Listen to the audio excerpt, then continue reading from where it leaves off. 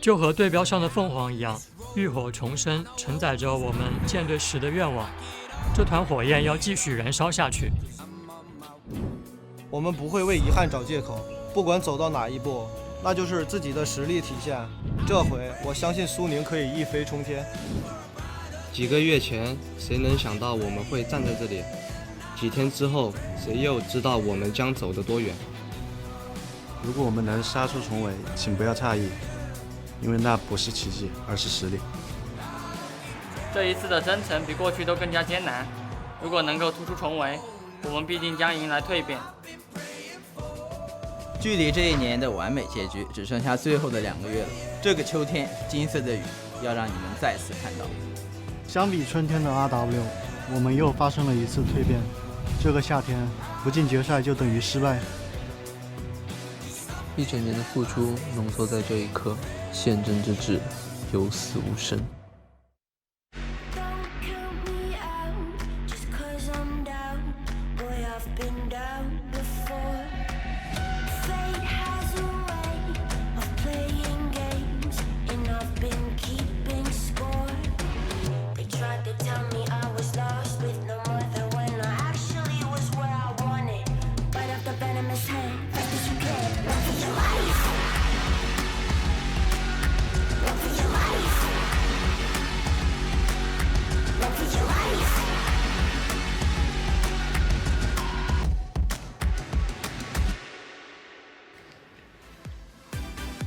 LPL playoffs are coming back at you with Game 2 of our first round. We've gone from 8 teams down to 7, and today we will narrow that down even more to only 6 as we approach quarterfinals, semifinals, and beyond, because in just over a week's time, we will know what teams the LPL will be sending to Worlds.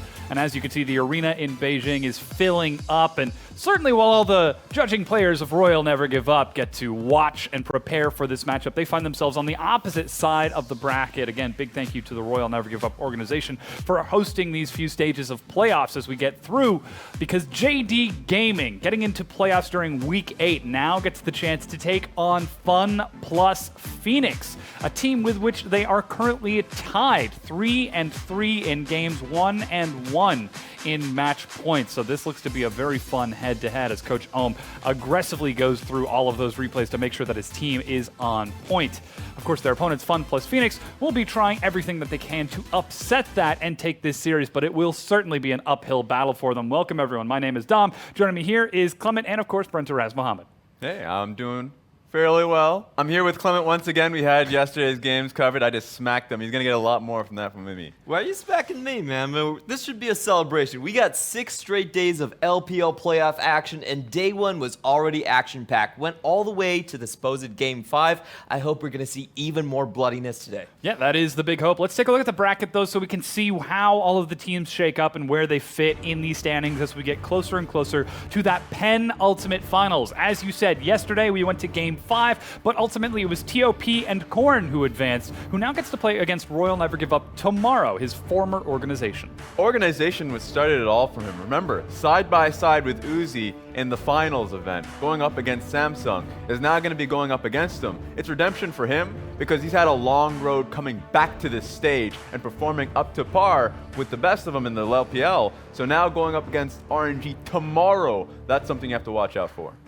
And on the other side, we're going to the bracket side of death. EDG and Invictus Gaming await the winners of this series winners, and it's going to be JD Gaming versus FPX today. Yeah, and of course, JD getting into playoffs a few weeks ago, Week 8. Now they get the chance to determine whether or not they deserve to be this high in the standings, because FPX barely snaked in at the last second. Yeah, it has to be a disappointing slide for JD Gaming because they lost 3 sets in a row to lose out on that second spot position from the East, and now they have a much harder path all the way to the playoffs. On the other hand, FPX, they are on a rise. They are the phoenix from the ashes, rising up over their last 5 series and finally taking the final playoff spot on the last day. Of course, let's take a look at the points, the championship points that are going to be contingent on this matchup. Snake, of course, has already been eliminated from contention. only the top 5 teams on this bracket are the ones that we want to look at. Yeah, top 5 because they want to be able to, at the very least, get into the gauntlet run. Now, the 2 teams that are playing here today, JDG and FPX, simply don't have the points necessary to win on circuit points. They need to be able to either run the full playoffs to get to the final, which is a very monumental run if they can do it, or get far enough to find themselves in the gauntlet.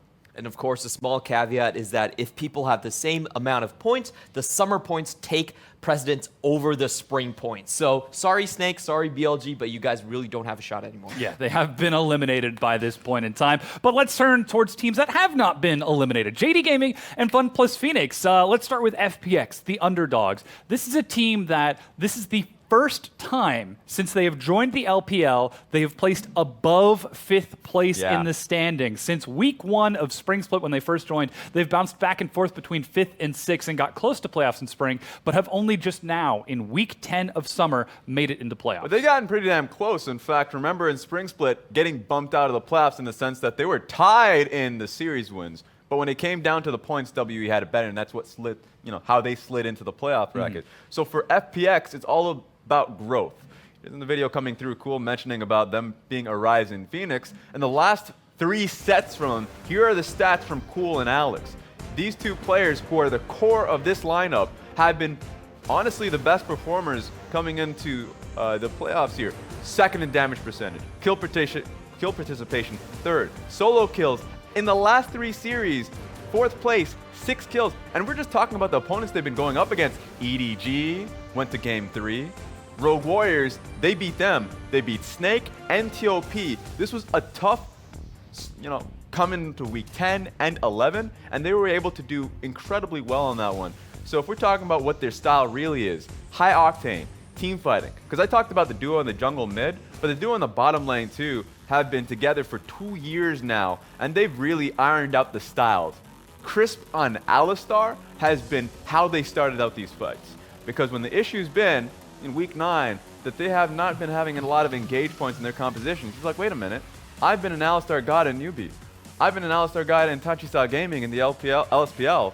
So he just brings it right back, and he's able to start a lot of these fights. And if they've been having problems with that, past 6 games, Gimgoon's just gone on towards Cho'Gath. So the follow-up is there, and I want to see if they can continue that style going into the playoffs. The really important thing you mentioned is recency. I feel like FPX finally woke up at the end of the season and nailed down their style. It's about late-game team fighting. It's about the Kai'Sa. And even though Gimgoon's a great split pusher, they're just putting him on tanks for now, and it's been working great. Yeah, it has in at least a few of their games. Of course, looking at EDG further down in the bracket, probably not too happy about that. But their opponents, JD Gaming. This is a team that barely got into playoffs in Spring Split, got eliminated right away for 0 points by BLG, and then as early as week 8 in the Summer Split, they locked down playoffs. In week 9, they locked down at least 3rd place. They're coming in relaxed and easy into this set. They're incredibly potent right now, and they're gunning for the top 4 in the LPL so far. Tremendous amounts of growth, but we really have to start from their roots. They are the team to always get the first strike in.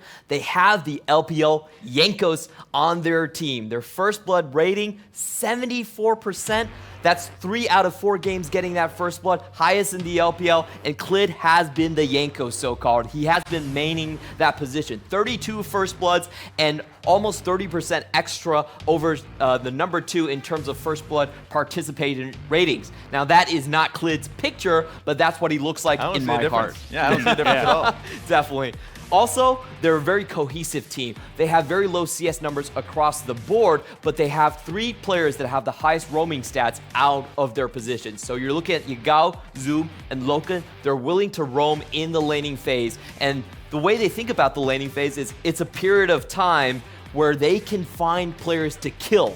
There's not a lot of difference between the early and mid game for JD Gaming. The last big point is their final carry, Yagao on his Big 4 champions. 75% win rate overall. This split more than any other, they're putting in on carry champions. The Zoe, the LeBlanc, the Yasuo, and the Azir are the big ones. So they're leaving the Galio and the Lulu to the sidelines and just saying we're putting more of our carry baskets in, more of our carry eggs into this basket. Yeah, and he's been tag teaming with Clid and they've been doing so well in their recent sets, even though their last one going up against RNG has been poor, but the performers have been Yagao and Clid. And so if we're going into the series, going up against Cool and Alex, we want to see them perform. Of course, we'll be keeping our eyes on that mid-jungle matchup as it has been so important, but now it's time to get to the important question. JD, you're coming in as the upper dogs, I guess, if that makes FPX the underdogs.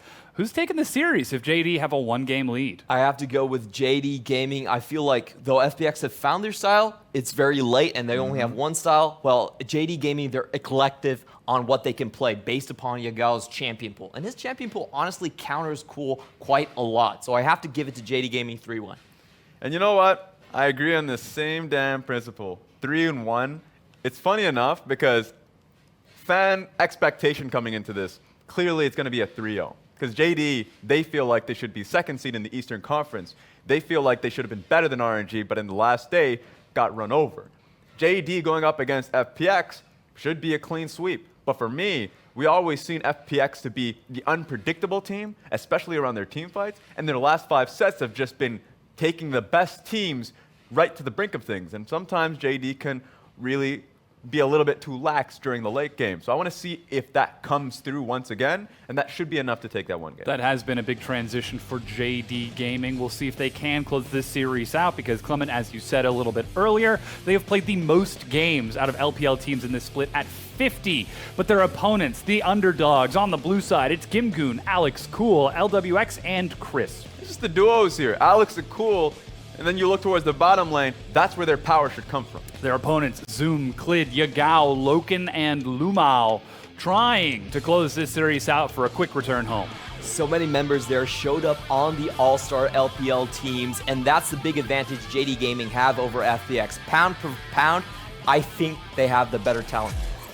What's really interesting now for JDG, I want to see what the individual members Yagao and Loken can do here, because there's real discussion about them being top 3 in their specific roles, but this is when you find out. In the playoff run, if they can hit it up against the best talent, now going up against FPX, this is the start of that run, but with the bracket that they have, if they can surpass FPX to move on to, EDG, IG, this is a road that how legends are made. We'll see if FPX can rise and meet the challenge of their rivals. Because it may not be the eye of the tiger, it's the eye of the phoenix for this team as they're trying to get themselves further in. But already JD taking away LWX's Kai'Sa and focusing on a very strong early mid game for Yagao, but that does leave Cool on a very strong Aurelia. And I do feel like this is a trap being set from JD Gaming because Ryze is not one of Zoe's big champions. He has a lot of champions that actually straight up counter Cool's play. But Yasuo is a great counter that he likes to run into the Aurelia, the LeBlanc as well. So there's a very strong chance that the Ryze is actually a flex pick for JD Gaming. Even still, Ryze, if it's top lane, I would expect it to be in the mid lane. Just sets up for ganks, and that's how the 2v2 ends up being set up with Yagao and Clid. So if you get the Ryze, you would expect Clid to be surrounding mid lane a little bit more. Knowing that he's likely going to go up against the Aurelia, you would expect there to be something fiery going in the 2v2. Now we do have a Vladimir follow-up for FPX as it's gone to LWX a few times, it's gone to Gimgoon a few times, but we talked about Gimgoon's predilection towards tank top laners lately. We don't know if that's his choice or the staff because he does like to play those split pushers, those fighters and brawlers in the top lane. Last split, he just had something for the Vladimir. Even though Gimgoon had poor lane after poor laning phase matchup, he just went towards Vladimir because it had a better team fighter. So even though recency, LWX had picked up the Vladimir and Gimgoon's just been the Cho'Gath fanatic, I would expect this to actually be a Gimgoon pick here. We'll have to see it in the second round because they are still a flexible team. Yeah, Funplex Phoenix, for me, they're going for JD Gaming style. The styles are reversed in this draft. Funplex Phoenix, they have a lot of mobile parts. They can find picks quite easily. They can flank very easily. But for JD Gaming, they're going more for the standard team fight. Braum has been a massive pick on 8.16 with the removal of Tahm Kench, with the weakening of Morgana. So you can really see them setting up for Loken to carry. I want JD to actually go towards the Trundle in the later picks here. Because right now they have a lot of nice CC protection for the Kai'Sa. Braum and Ryze can do that. Adding the Trundle makes it super difficult to get on towards Loken. The worry that I have here is if you don't have the Trundle, if you have, let's say, a dive heavy pick, maybe even just a Kindred. Let's go, actually it got banned here. But let's just go, if you go for a dive heavy pick, my worry is that it's much easier for the bruiser heavy composition that FPX have to dive onto the back line. That being said, Olaf's being humble. Well, Clement, you were just talking about how JD Gaming love to roam and maneuver across the map. They spend some of the least amount of time in their own lanes as many other players in the LPL. They just look at the laning phase as an opportunity to hunt down for more kills because they know where those lanes are, and this is how it's going to be. Urgot locked in for Zoom. Now, we saw the Urgot yesterday. Lies played 2 games of it, and he was immediately benched afterwards. Urgot is a very hard champion to actually utilize in your own compositions, and they're also giving away the flex pick potential here. So JD Gaming, they're setting down the path of TOP. The question is, can they actually make the Urgot lane work? Yeah, important. It feels like JDG and TOP have actually been scrimming, or at least discussing about it, because for Zoom to pick it up, I have more faith for JD to actually run the Urgot, not just because they are a better team objectively, but because Klid is a lot more decisive to work around that top lane. So if you have an Urgot that's doing well within his own lane, great. Klid can now take that pressure, look to invade a little bit more heavily. That's what I expect here for JDG.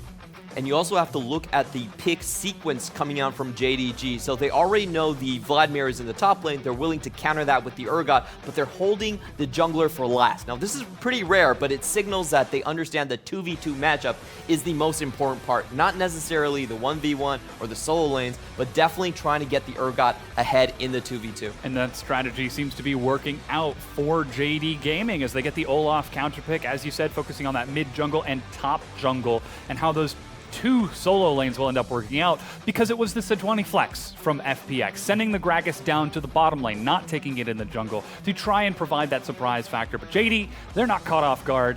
They are absolutely ready to try and meet them on the Rift as we get our compositions for Game 1. Added layers to Vladimir, because recently LWX has picked it up and we haven't seen Gimgoon on it until quite some time. So Gimgoon, he's not fooling anybody.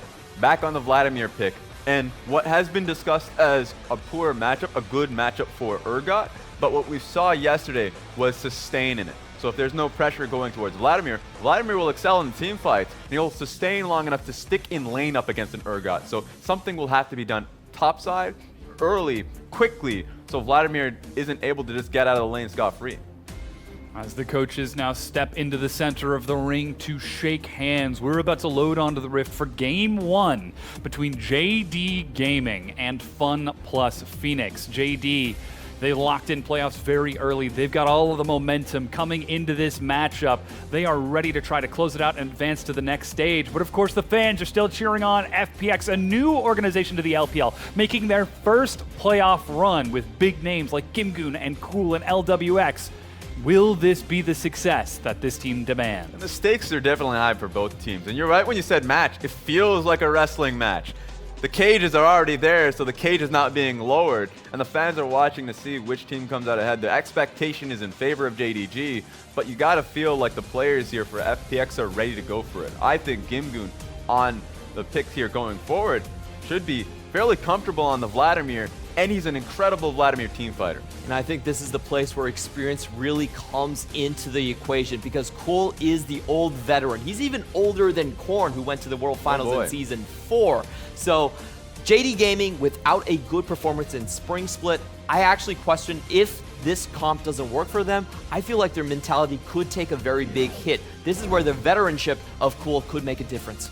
Now as we load onto the Rift, it's time to find out who is going to start this series off with the Game 1 victory. Who will start off this best of 5 with all of the momentum in this matchup?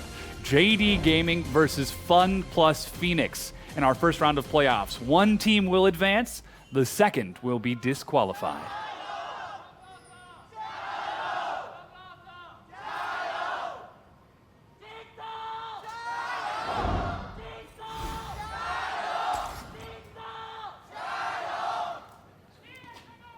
Now, just on the level 1 alone, it's always fun to watch, especially the teams that end up picking out the Olaf Braum. You'd always expect the team with Olaf Braum to look in for an invade. It's a little bit dicey just because Gragas can still hold on, level up his E, his body slam. So there's some worry there. I just think it's a bit of a waste to not make use of it. Yeah, I did really like the JD Gaming level 1. It was a 4-man attempted pincer, and the way it works with Olaf and Braum, we actually seen this in the Asian Cups, is that if you land one axe, it's definitely going to be a flash. And it's very telling that they sent that into the top side because they definitely need Urgot ahead. Getting Zoom onto a carry champion is so important. He has been so instrumental to JD's success, and though Gimgoon is on something a little bit more safe with that Vladimir, it's still going to be a challenge when playing against a player like Zoom, who is even taking the Unsealed spell book with Teleport as his base spell. So probably going to be using a lot of those summoner spells in those lanes to try and upset the Vladimir sustain. Yeah, what we saw yesterday for Lies is that he would hover over Exhaust a few times. There'd be Ghost in there. A lot of it is just lane focused. That's what you'd want to see for Zoom. So keeps the Teleport because as a base, wants to hold on for it just in case anything happens bottom side of the map. But just having more lane pressure is the expectation, what he wants. And just look at those stats coming out from Cool. Like you said, he's been definitely popping off in the recent games. Number 2 in damage share, even over LWX's Kai'Sa. And the early game contributions for Cool, I think, is the big thing for me. Because in this slow teamfight type of meta, FPX are relying on their mid and jungle to keep the early and mid game intact. That's something that's very important for this team. Of course, Cool joining the roster. No pun intended, but he was supposed to be the veteran. He was supposed to be the player to cool down this chaotic and aggressive team. But funnily enough, they found the most success when he's popping off, when he is, what was the phrase, Raz? Hot fire? Fire, definitely fire, yeah. 100%. I think a lot of times people forget what the contrast was between him and Bing. Yeah. Because when Bing came in, there was this non-stop aggression. When Pepper was there was non-stop aggression. And sure, there's a bit of give and take. Cool did calm them down and make them a little bit more of a slower team. But that being said, as a result, being surrounded by hotheads, Cool himself became a fiery player. So Cool, with the solo kills that he was able to get in the last patch, as you saw, the laning phase is so crucial and important for him, which is why the addition of Alex did so much. And we do have to pay attention to the bot lane. This is a set play coming out from Jingdong Gaming. A lot of times when they hit a level lead with a minion dematerializer, they will go for the bot lane dive. And with the Braum and the wave in a good position, they do have a potential to go for that. Unfortunately, Olaf is already moving over towards Yagao, trying to find that first blood. It's actually just hard finding a dive on Olaf, which is to your point. I mean, Klid has gone to it so frequently in the recent games when he's found his Camille pick, something that makes it a little bit easier so he can provide any sort of CC or damage. If Olaf commits to it, you better have a good trade. They better be low enough for him to not come out of it dying or it's a suicide mission. I mean, isn't that always the Olaf conundrum? I'm going in and I hope they die before I do. Especially with the Ragnarok reducing armor and magic resist. But still, not level 6 yet, so he doesn't have to worry about that Ragnarok as he's just farming around. Meanwhile, up top, Zoom still keeping Gimgoon busy, while in the bottom lane, Loken, as expected, taking a CS advantage on this very comfortable Kai'Sa. LWX and Crisp has just been playing it safe, and it's really surprising for Loken and Mount to have this much control of the wave, because they had great wave control, Olaf was in position for a very long time, and LWX, I mean, the pick in the bottom lane, Xayah actually pushes so easily that it's very hard to get the wave control. So they zoned themselves out for quite a bit of time. Yeah, I think that JD Gaming, like you said, are definitely outperforming the bot lane matchup. And I think it mainly comes from Klid's counter pick of Olaf. They definitely expected Klid to be around the Crux. You could see a couple of pings coming in from FPX's bot lane that, hey, wait a minute, this guy's probably around this corner. And they also did leash earlier for their own jungle. So JD Gaming outperforming, but doing it mainly through jungle. Outperforming is a good, I would say it's a smart term for JDG to recognize the strengths of their bottom lane and jungle pressure, and they're making use of it. But I'm actually pretty happy for FPX not losing too much. And right now, Alex is level 5. For the jungle matchup, you'd want Klid to be able to pressure Raptors. He hasn't. In fact, the Sejuani is even in pace. And he's going to get to level 6, and he's going to be able to impact mid lane is something we wanted to see Olaf be able to do. So he's been hunting. It's not like he hasn't. Issue, he hasn't been able to find anything. There are plenty of opportunities for Alex to try and upset this matchup. God. Again, we keep on talking about the mid-jungle setup for these two, but so far, it looks like Klid has been largely ignoring his lanes, except for that set play bottom to invade and maintain pressure for Loken to get a CS advantage. But he's turning to solo the Dragon right now, right under the noses of FPX. It's an Ocean Dragon, he has a smite for it, so he's going to be able to have the sustain. It was a risky one because he didn't know where the Sejuani was, but he has he had a good guess based off of the pathing that Sejuani took when he first met her in the bottom side, that she was not going to be anywhere nearby. It's just risky going for Ocean Dragon because if one person makes the guess to find you, you have to flash out. And so he took the risk.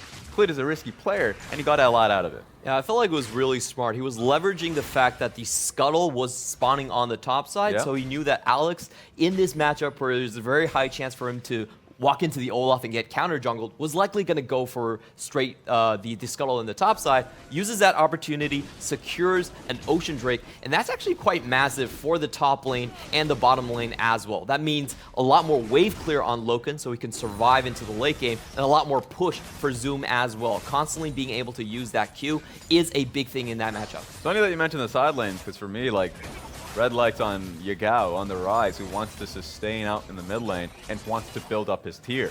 He's just got a go mission to do it. Doesn't necessarily need the blue buff here. So going back in the base, building up the mana, he's going to be building up his tier actually fairly comfortably now. As expected, this Rise taking some nice safe scaling in the mid game, plenty of wave clear to keep Aurelia locked down, and more importantly, control waves once we get into the later game. Once we start to see Cool starting to split push on that Aurelia, and preventing Cool from interacting in these expected skirmishes, as LWX and Crisp actually cancel their recall and spot Loken and Lumao head back to base. This is a great play for the blue buff. You can see the bot lane moving up as well, at least the support at the very least. And also, if you look at the stats for LWX, his experience and CS differences that he's had in his recent performances have been stellar. So these are just one of the examples of just waiting just to get the small advantages, pushes in the wave so he denies a little bit from Loken. He was in a bad situation beforehand, so it wasn't as if he's ahead of the matchup, but he's just trying to claw himself into being even. So as he's coming back into the lane, you know, he's going to be able to at least support some of the plays that Alex has made. But for me, one of the biggest focuses now, level 6 for Alex. So he has his ultimate. Level 7 for Cool. And Crisp is just ding 6 too. So it's a major go sign for FPX to start a play so they can start looking around mid lane. So despite all of that setup with LWX and Crisp spotting the recall, setting up wards from Alex after the dragon, Cool pushing up in the mid lane, Yagao still walks over and takes the blue buff with pressure from Clid. JD seemed completely unfazed by FPX lunging out and finding vision, and now they're the ones who take over and take the first invade post level 6. They're just doing this because, you know, top side's getting pushed in, so Zoom had the pressure. They know they have the numbers, but Cool's coming in.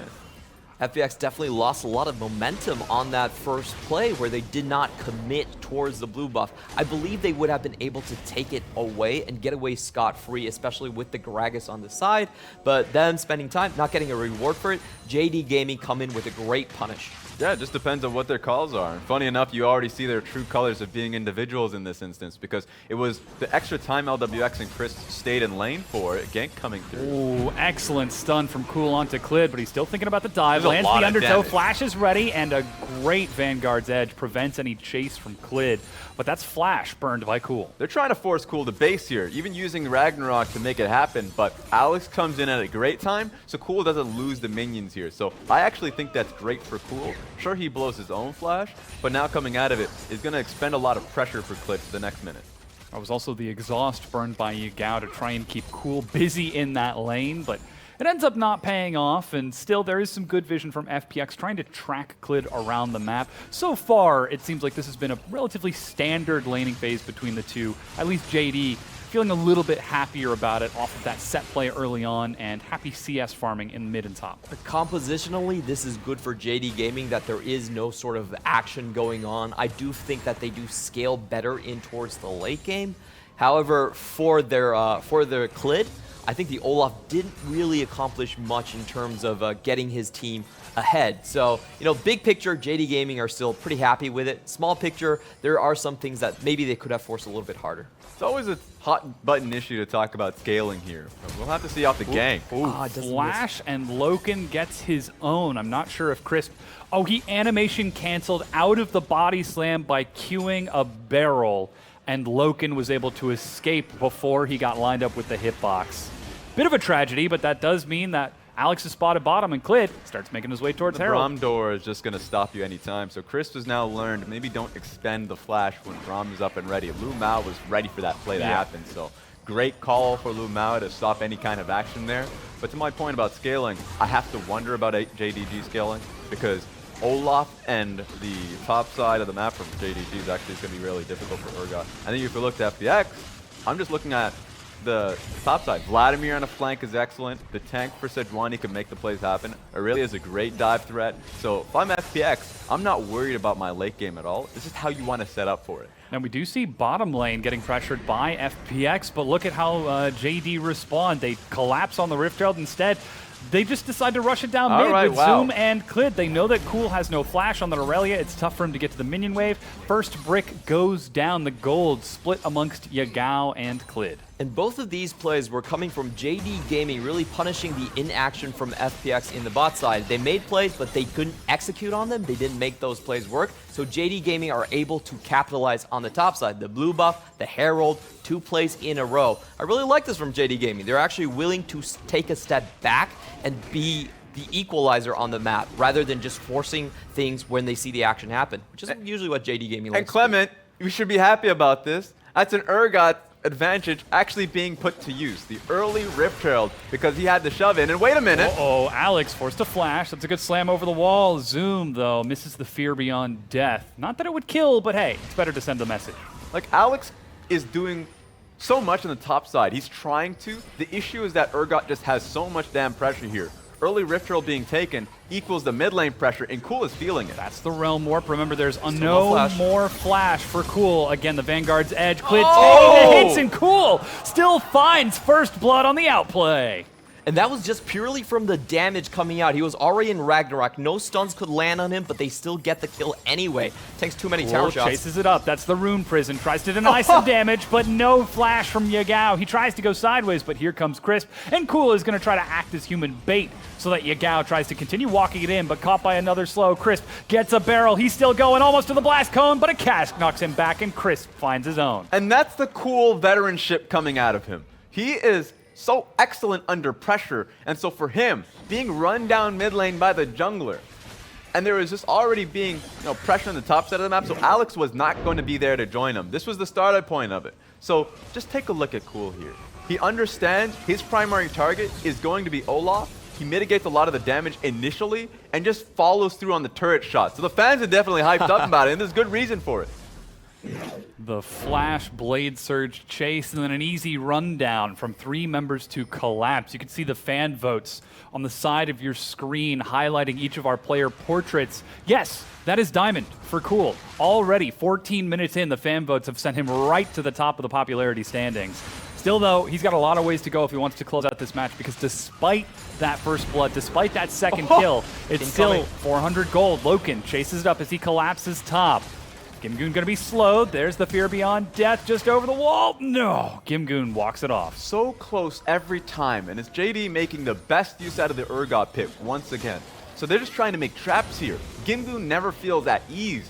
It's a good difference between today and yesterday. Yesterday, Vladimir's coasting on that island for free, sustaining up, never under threat of a dive. This time around, Gimgoon has had to have repeated bases. Now, we did see the rotation from JD as they tried to rush top and find a kill, but the damage that LWX and Crisp did with some help from Alex earlier pays off. They get the turret first and have a slight tempo advantage in this, though it's JD who are the ones who take the step. In addition to that, Loken went for the Guinsoo's Rage Blade instead of Stormrazor's first, which is a bit of an interesting choice. Not that we haven't seen AP Kai'Sa, but his effective damage in these fights are going to be slightly lower comparatively to LWX. Yeah, he's definitely looking at the possibility of a lot of frontline threats just running at him. So in that sense, the AP build with maybe the Runaan's Hurricane, you can get a lot of plasma stacks off. I do want to note about the Urgot thing you were saying. JDG's composition, they're so built to follow up on the Urgot. They have the Realm Warp and they have Loken flying in with Killer Instincts, so whenever the Urgot steps forward and plays aggressive, it puts doubt onto FPX's side, unlike what we saw from TLP, where the Urgot most of the time did not want to venture out of River. And so they just have great frontline damage. As in, they can deal with the tanks coming through. The Gragas is going to have difficulty. Same with the Sejuani, going up against, you know, the Shred that the Urgot's going to have, and the AP build Loken has. They saw him over the wall, but they still decided to take the fight. Another Vanguard's Edge, and they chase it down, finding the kill. A good Glacial Fissure, and the knock-up as LWX finds one. As 5, FPX stack and find themselves another 2 kills. They're going to find a large reward for this. This is a cannon wave on a tower that they should be able to get, and they have tanks ready for. I don't know if JD even wants to be anywhere nearby. This is diveable. Loken is backing away from the wave. That's a Realm Warp to get Yagao into range, but already the next wave crashes in. With a good aggro juggle, LWX is able to finish the turret off, and now it's 2 turrets to 2. And with those kills, FPX find themselves with an advantage. And that's just the extra mobility from FPX's composition. They're just grouping up faster, and you could see JD Gaming were forced to clear out all the wards that Crisp has put around this mid lane. They're playing around cool now. They have wards on both sides of the jungle, and even though JD Clid did spot out some of the members here, he still took a step a little bit too much forward. And look on the map right now, it's a 1-3-1 situation for JD Gaming. Clear 5-man dive. This is a sad reality of an Olaf. You're a snowballing champion one way or another. So I thought that Clid had been making proper decisions on the top side around vision control and challenging for camps. But he's really getting punished in just these raw team fights. He's challenging for the ward, as you saw there. FPX are ready for that fight. Yeah, JD looking a bit reckless as they try to stack bottom lane. They step forward and set up plenty of vision, but FPX are able to defend and rotate safely under the turret. A good Proto Belt to clear out the wave, but Loken walks up. And unless there are going to be some ultimates to break it down, this turret falls. There is no Sejuani ultimate, so that's the big reason why JD Gaming are willing to step up. Also the fact that LWX is top lane. So not only just the fact that they didn't have the engage potential out of Alex if they wanted to outplay, but once again LWX is doing his a double lift impression. Top side of the map when his team is nowhere near him. So sure, he gets a lot of gold personally that he can put in his own bank account, but as a team they lose out in the bottom side pressure. Overall, that trade should be favorable towards FPX. They do get the better experience out of the entire ordeal. JD Gaming did a 5-man stack into the bot lane, so I would actually give a small advantage towards FPX in that trade. So let's take stock of where the game is right now, because we're getting closer to that 20-minute mark. We're starting to see, now that we're transitioning out of this landing phase, all of the outer turrets are gone. Are we still looking to Alex and Clid to set this up, or are we expecting the expected 1-3-1s from both teams to be what really determines what happens in the next few minutes? It'll be really hard for Clid, not only because he was squishy to begin with, he's 0-2-0, so the problem is he's just a target to run at. So maybe he does that if he thinks that he can play for time, but I would expect it to more so be Lu Mao on the side of JDG coming out with his ultimates to trying to knock up, just because they're a little bit desperate for the engage to get back into this one. But I agree with you. FPX, Alex should be the one that starts it up. Maybe sometimes Cool, they both picked up a stopwatch, so they should be the ones that are the primary engage force of the team. So important to set up that vision and track where those junglers are heading around. As Clid, he's doing his duty. And this is a very slow composition coming out from JD Gaming. If you look at their AD carry picks, they rarely go for the Kai'Sa. They're one of the least heavy Kai'Sa teams in the entire LPL. They're much more prone to go for Ezreal or the Varus, have someone ready towards the mid game. And this strategy for JD Gaming, if they want it to work and get towards the later phases of the game, they actually need Urgot to apply a bit of pressure. Have him step out, have backup ready for him, and make that a contesting point. Because one-on-one, he can still take it to Gimgoon. So far, Zoom has effectively been on an island, except for when his team has rotated towards him. He's got some of the most solo kills in the league, at I believe second place at 12 solo kills during the laning phase. Very, very talented top laner, but he needs some help to get it going in this game, because it is against Gimgoon, who's so good at absorbing pressure, especially on a Vladimir with flash available. Yeah, I think that, I mean, we've seen some moments yesterday where an Urgot can take over in that front. Maybe Zoom can outplay because he's just that damn good of a player. I want to see what ends up happening. If you make a mistake around him, he just picked up his Righteous Glory, so there's a heavy possibility that he can go for a kill. So maybe he stays in that side lane and tries to pick apart Gimgoon in that situation, or he joins his team and gives them a speed boost so they can roll him forward. They have an Olaf, so that would be the largest benefit. It almost seems as though, just looking at how these players are maneuvering around their map, that we're seeing JD take a defensive step back. Zoom isn't pushing past the river. He knows there's no one on this side of the map, but look at all of the vision. There are 5 wards on the bottom half to allow him to take the fight against Gimgoon, but he's not stepping forward. Could this be some stage nerves for JD, remembering what happened to them in playoffs in spring? It's a hard possibility. Also, just the fact that they know that if they make one mistake 21 minutes into the game, that turns into an outright Baron. I don't think he wants to be the reason for that, the cause of that. And at the point, he recognizes that they're actually losing so much pressure on the top side of the map that he just wants to farm up. He has a second item. If he can get at least a stopwatch, something that prepares him for a fight, then he's going to be happy. Yeah, it definitely comes down to the map control that FPX have over the map right now. They also have the flanking potential, like we're seeing right now. Unfortunately, is going to fizzle. So I think JD Gaming, I like what they're doing in the bot side. Walking through the lane, Loken is unspotted, and this is how you really want to snowball your Get him! There's the Righteous Glory. This is a set play that we've seen before. He ducks down, flashes over the wall, and unless this Void Seeker lands, which it does, Loken's not going to follow, but he does chase up with the Killer Instinct. Fear Beyond Death, Gimgoon.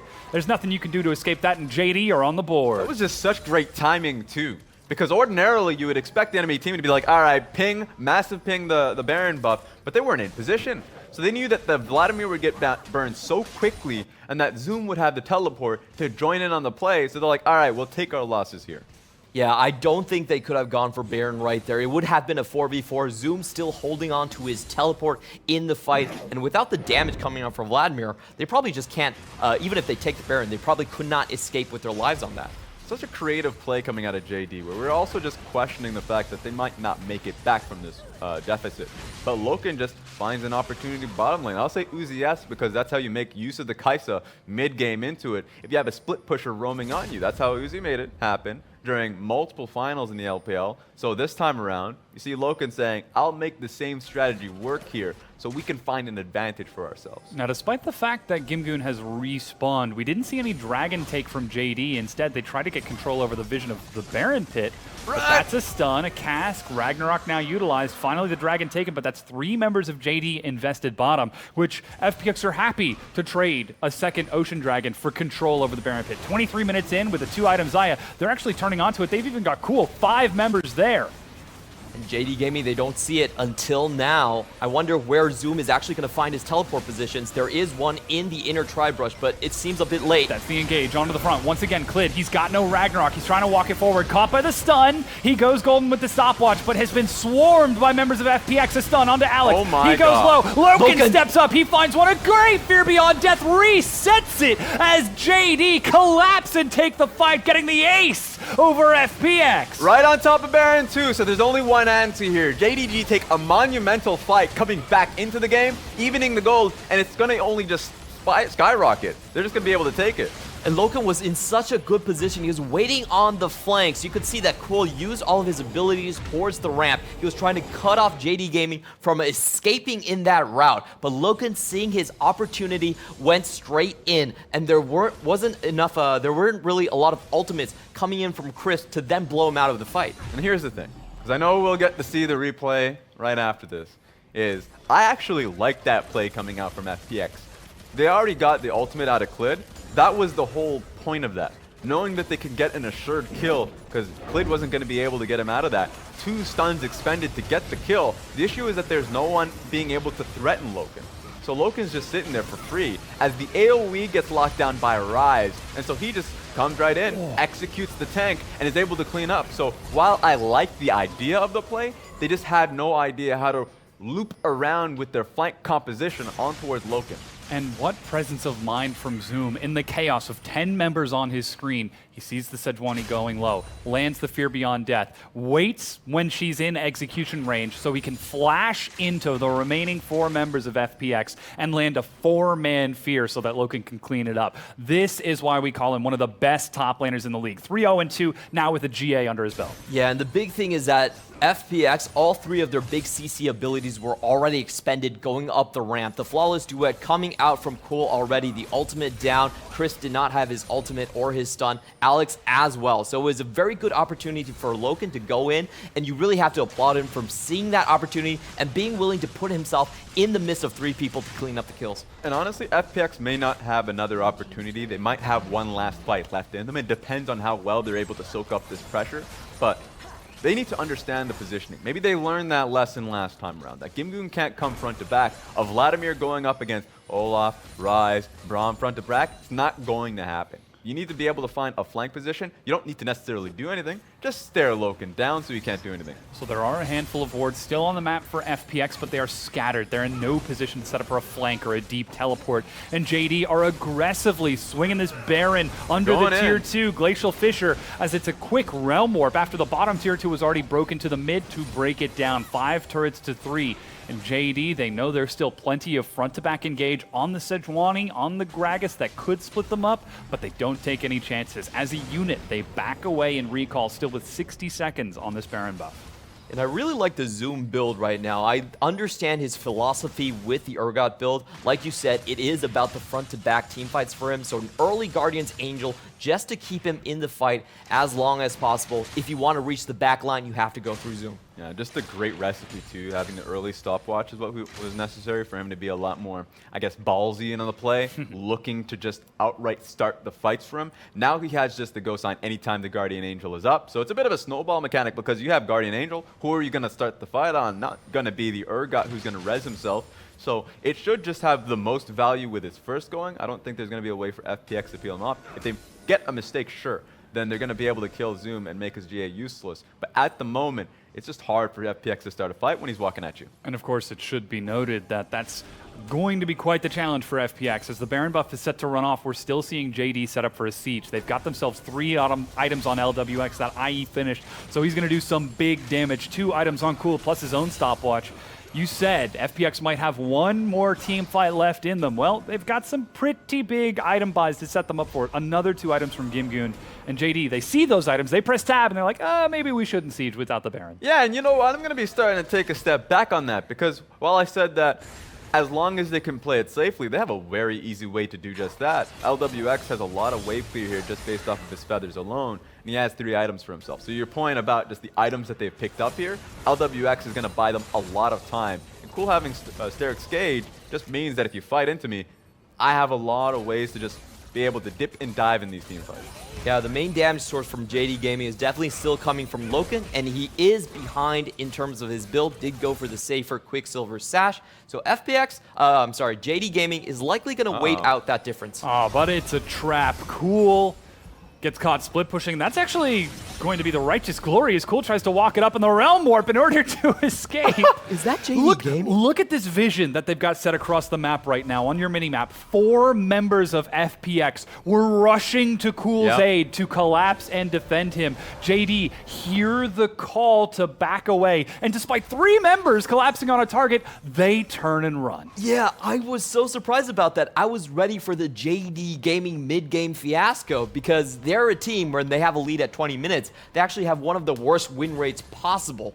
And a lot of times it is the over-aggression. They fixed their Baron issues. They haven't fixed their addiction to aggression. But that play right there shows me that JD Gaming are ready for playoffs. Honestly, if it was a mage that they were going up against, they probably would have still went for the play. It was just an Aurelia with a Sterix Gauge and stopwatch because there's just so much time to bully through an Aurelia HP pool that they should have recognized. And in the end, they did. That this is going to take way too long, and the rest of the team is going to be able to come out and help her. And this is such an important lesson for JD Gaming to learn. I think you said it best. This is a team that is addicted to aggression. They love to fight you in the mid-game, skirmishing over Barons, skirmishing over Dragons, but they know they have to wait for Loken to be there. He's got that 3rd item completed with the Rabadons now. Yagao is working on his own 4th item, looking for a Void Staff next. As a Spectre's Cowl has been picked up for Zoom, now they've got some big items. Now they're moving up and ready to fight. Round 2 might be on the docket here for JD. Just want to see what we get here because round 2, I mean, we laid out what it would look like, but FPX don't want any part of it. At this point, yeah. It's like a boxer that doesn't want to sign on the dotted line, so what do you even do? It's fight us when we're strong, but not when you're strong. Yeah. And now that the tables have turned, FPX are trying to back away and go for that 4th item spike, though Cool tagged by that Void Seeker. Baron's up in 30 seconds. If they didn't want to fight, well, the clock is ticking down and sand is running out. LWX is actually going to a straight glass cannon build, so you don't usually see 80 carries go straight for like 100% crit.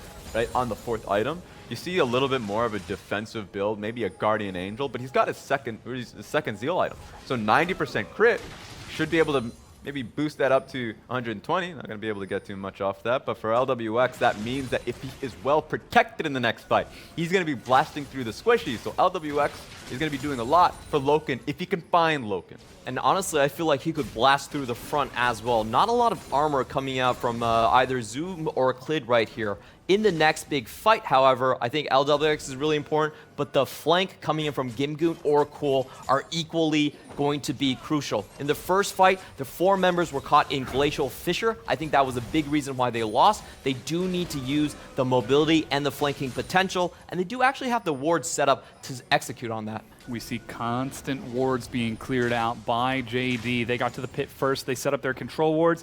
Though, as you're just pointing out, there is a deep teleport ward just on top of the pit that hasn't been spotted. But still, JD decide to move as a unit, control the minion wave mid before getting pulled back towards this Baron. And a quick recall from Lumao to stock up on wards once again as he makes his way back onto the map. That means Clid is all by his lonesome right now. Yeah, you might want to watch out here. But I guess he has some protection with Loken. Predator to escape. So you still have to respect Loken, who's playing the bodyguard. I guess the theme is not there for Kai'Sa to be helping out the big burly guy, but the reason for that is because Rabadon's death cap being built up by Kai'Sa, she does a lot of damage at this point in the game. Very big. If you give her a lot of time with just one member, she's going to burst through him. A lot of time with just the Baron buff, it's definitely a quick one. So there's a reason why FPX are looming around the area so closely, because they can't allow JD for the second on towards the objective. Now Zoom is trying to control the wave mid against, whoa, Loken, he hit LWX, but that's a fight on the front lines. Wow. He's bursted Alex so low, and the Fear Beyond Death over the wall, a Realm Warp to try and chase, but JD, they find a fight on 2 fronts, and they're able to pick and choose which morsel they want. Yeah, that's the go sign. They're going to go right towards the Baron because there's no jungle available. Alex face checked. He was the only one that could do it, and now he paid the iron price. And there's that Baron Shred you were talking about. Loken bores through its health and tears it apart. A single stun hits Crisp, and he gets shredded. In addition to that, it's JD finding openings on 2 fronts, and now they've got control of the map once again. And that really was JD Gaming having confidence in Zoom that he would be able to get out of that situation. I don't think Alex had a bad read at all. Zoom was caught off in a bad position where he could be all in right there. So Alex thought, hey, maybe JD Gaming's members, they're moving to the right. This is our chance to force our way into River. However, Lumao was waiting there in position the entire time, just waiting for him to face check. That's not JD. We're not going to defend someone who's splitting on the other side. We're going to step forward and try to fight to pull attention away from him. And that's what we see right now, as it's a Baron push on 2 inhibitor turrets at the same time, and a massive wave building bottom. That AP Kai'Sa tears through the first inhibitor turret. Can't break down the inhib just yet because FPX are setting for a fight. Yeah, I don't see FPX being able to land a successful one if they do pick a fight. That could just be a game-ending moment. It's just so hard fighting up against a Baron Rise team who can just send a minion wave straight towards the mid lane. They don't need to do it since they have a bear inhibitor, but you know, they have the options of just sending the minions towards the top lane. Look at the cannon wave tops already doing a lot of damage. That's Zoom getting knocked in by the cask. Remember, he's got the GA. He's stunned and locked down, but he's the tank. A huge Hemoplague. He's going to get a lot of AoE. Lumao burning down low along with Zoom. It ticks, but no one dies. And somehow JD are able to survive. The GA is still up for Zoom.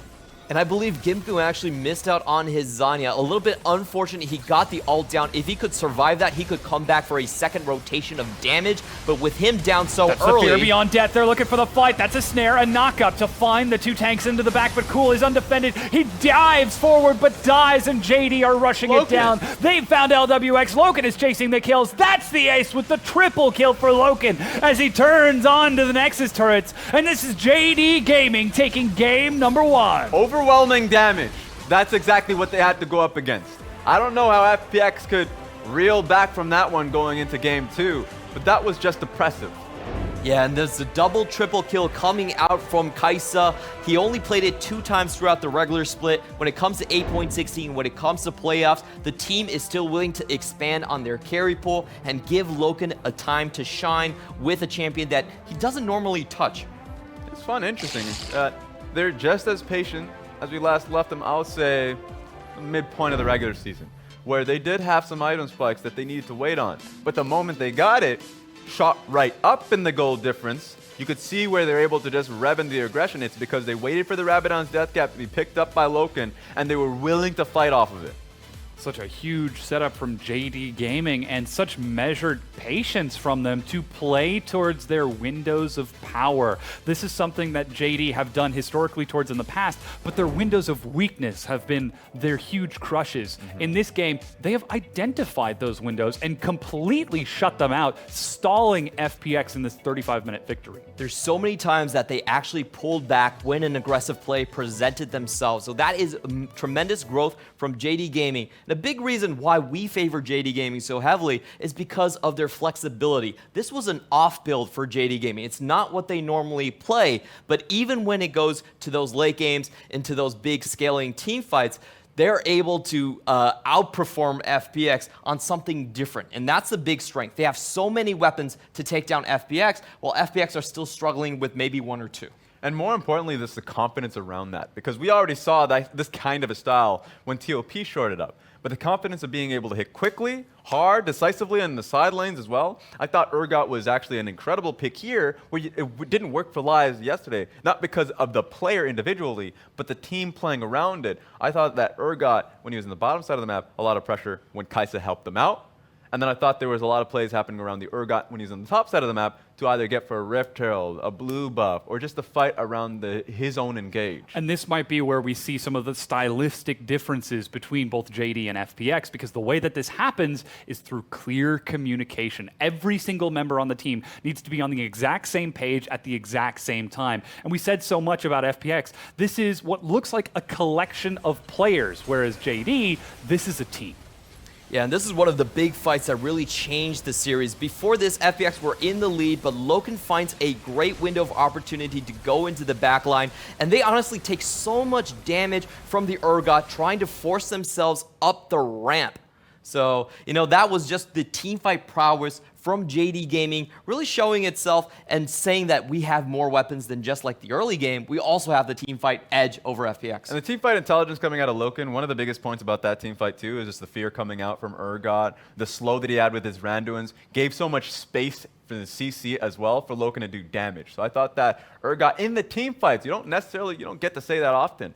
The CC from Urgot did a lot for them. So I would love to see an Urgot once again. Everybody would love to see it. But this is a time where it's not hindering their team fights. Yeah, huge setup from JD. Of course, the man who knocked it all down was Loken for JD Gaming, taking that AP Kai'Sa and going for the greedy route. 2 items QSS, not Zhonya's. No stopwatch anywhere near that. And then into a full Rabadon's at 7-0 and 5. And this is so scary for opponents facing JD Gaming because they look at Loken, they think he's an Ezreal, they think that he's an Varus, probably not the main carry of the team, but he pops up with this performance and shows that he is in tune with 8.16. He can play the most coveted AD carry on this patch, the Kai'Sa. 40.7% of his team's damage, an absolute beast.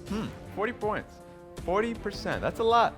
That's a lot of damage for a Kai'Sa. You just play around it so easily, and you can just get the pick potential off of anybody you look towards. So that was actually excellent coming out of Loken. Yeah, well, we're going to go ahead and take a quick break. As we go, though, to hold you over in between matches, let's take a look at our most recent episode of Face to Face.